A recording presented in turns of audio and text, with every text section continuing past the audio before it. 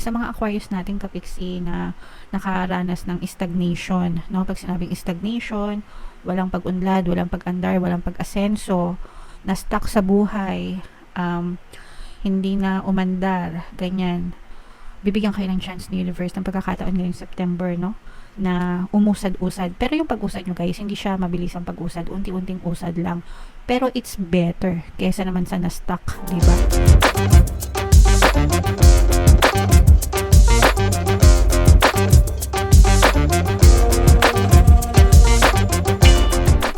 Hello guys, hello Aquarius, welcome back to Pinoy Pixie Tarot. Ang pamagat ng episode natin for tonight is September 16 to 30 kapalaran. So mid-month kapalaran for September para sa Aquarius, Sun, Moon, Rising, Sign, and Venus.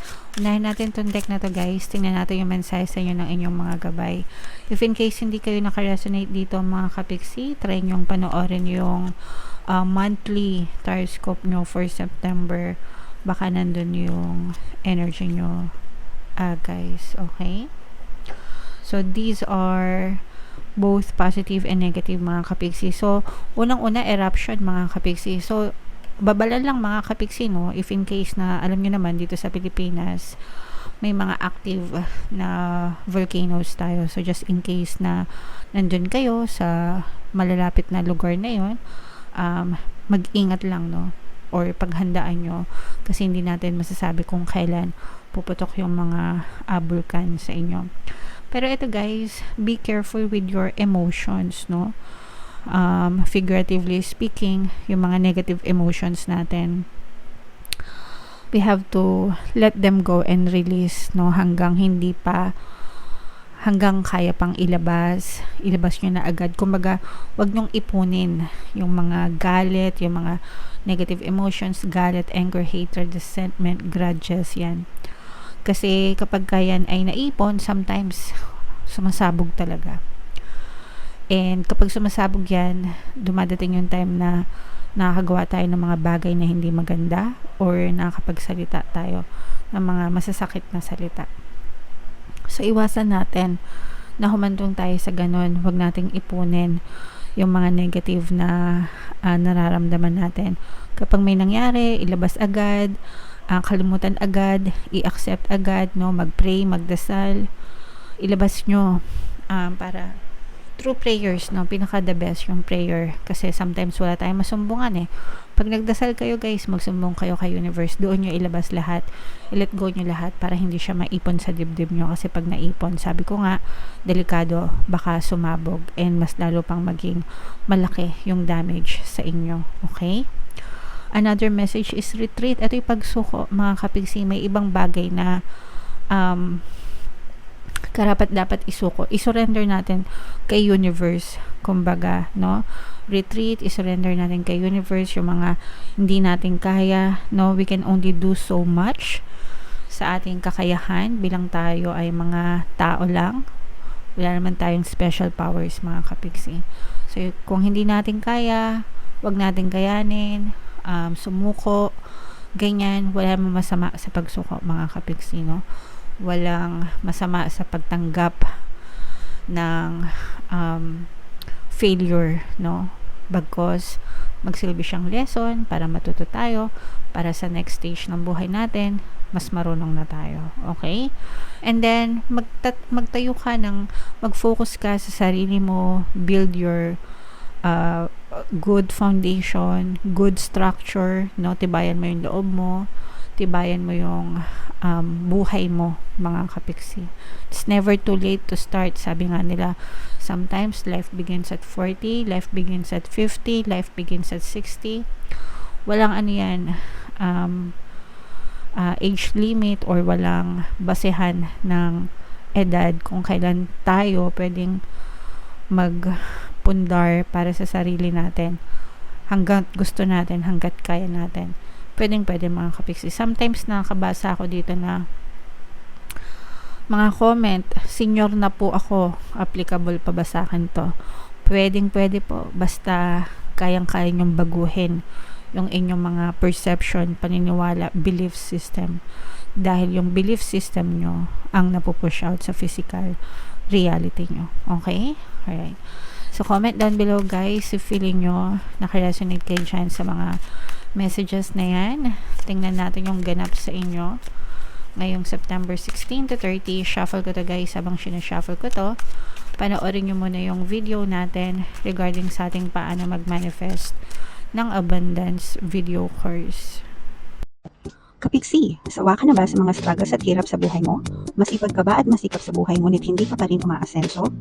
Ilang beses ka na bang nag-attempt mag-negosyo at mag-invest pero palagi ka pa rin nalulugi? Sa pagkakataon na ito ay maaaring may subconscious beliefs ka na nagiging balakid sa iyong pag-unlad at pagyaman. Introducing, paano mag-manifest ng abundance video course. Dito ay matututunan mo ma-overcome ang mga balakid mo para tuluyan ka ng umunlad, umasenso, sumagana, maging matagumpay, successful at maswerte sa iyong kabuhayan, pera, trabaho, negosyo sa labi at kaperahan ng bonggang-bongga.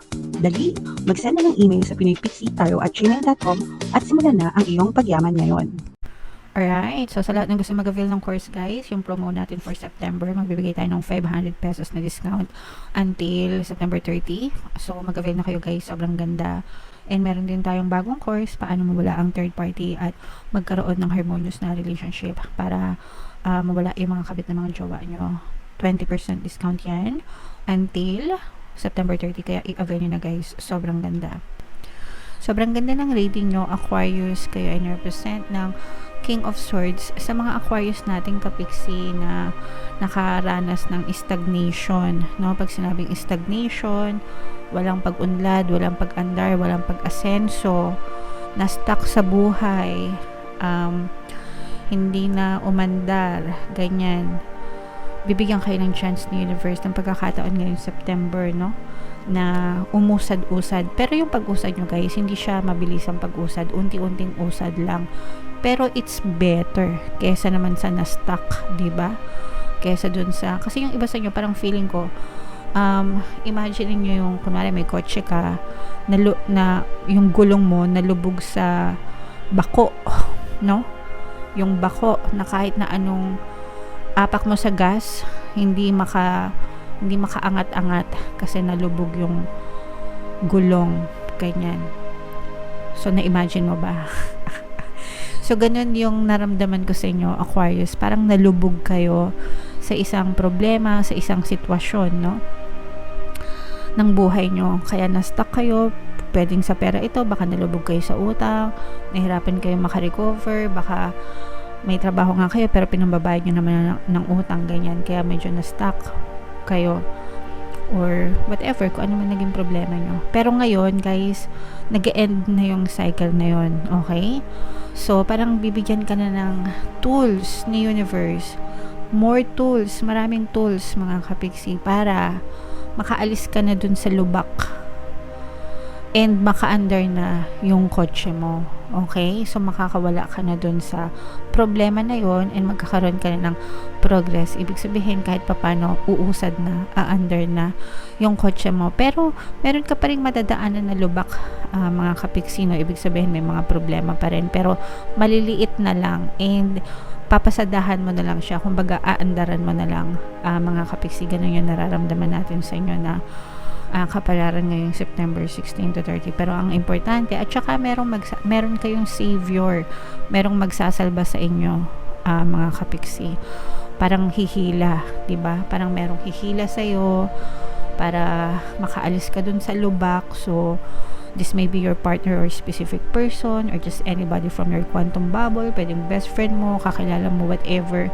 Pero malaki yung kailangan mo ipagpasalamat sa kanya, kasi kundi dahil sa kanya, baka hindi ka na nakaalis dun sa pagkakalubak mo, okay?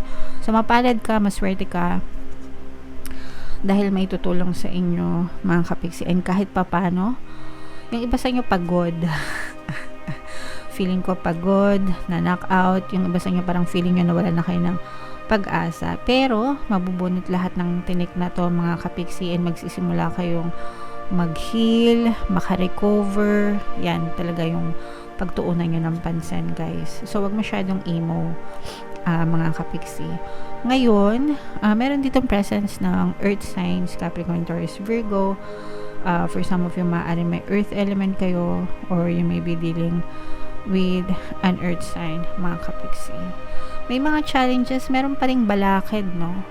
Yung mga balakid nyo sa buhay, Aquarius, yan yung mga negative beliefs nyo, guys. Parang, yung iba sa inyo medyo na trauma, siguro, dahil dun sa problema, parang natatakot, nagkaroon kayo ng fear, na baka natatakot kayo na baka maulit yung mga problema nyo. Ano ba yung problema nyo, guys? Comment down below. Comment nyo, baka pagdadasal namin kayo mga kapiksi na sana malampasan nyo yung mga problema nyo. Pero yung iba sa nyo, guys, parang may humaharang, no? Sa pag-asenso nyo. Pero most of the time, itong humaharang na to, ito yung mga negative emotions nyo. Kaya nga sabi ko sa inyo, guys, kailangan yung i-let go, no? Yung mga negative emotions nyo, kasi kapag napuno yan, baka sumabog parang bulkan. And yung iba sa inyo parang kung meron kayong travel, baka hindi kayo matuloy sa travel nyo, Aquarius, no, ngayong September 16 to 30. Baka magkaroon ng konting aberya, baka magkaroon ng delay, baka may kumukontra sa mga travel nyo, lalo na kung may mga kailangan na approval, mga kapiksi, or baka nagkukulang ng budget, or baka hindi nyo, baka parang hindi sumaswak sa schedule nyo. So kung may chance kayo ipagpaliban, if feeling nyo masyadong mabigat kapag tinuloy nyo, wag nyo na munang ituloy. Pero kung okay lang naman sa inyo, walang problema, edi ituloy nyo, walang problema. Pero baka magkaroon kayo ng aberya, so maghanda na lang kayo, mga kapiksi. Okay, pero yan yung mga nakikita natin sa inyo, guys. So far, maganda kasi nakaka-recover kayo. Although for some of you may delay, especially sa mga travel, ipagdasal nyo na lang mga kapiksi na sana maging smooth yung mga travel nyo. Okay? So, i-mind nyo yan, guys, sa comment section, yung mga magaganda. Pagbangon, recovery, pag-andar, yan. I-mind nyo yan, guys, sa comment section. Comment down below if naka-resonate kayo. And pwede kayo, guys, makinig ng ating mga pampaswerte subliminals, no? Ito yung playlist, lagay natin dito, and ito naman yung ating success stories ng paano mag-manifest ng abundance video course. Click here to subscribe, guys, and click here para sa mapanood nyo yung ating 2025 kapalaran. Thank you for liking, sharing, and subscribing, and see you again next time. I love you all. Have a nice day. Bye-bye.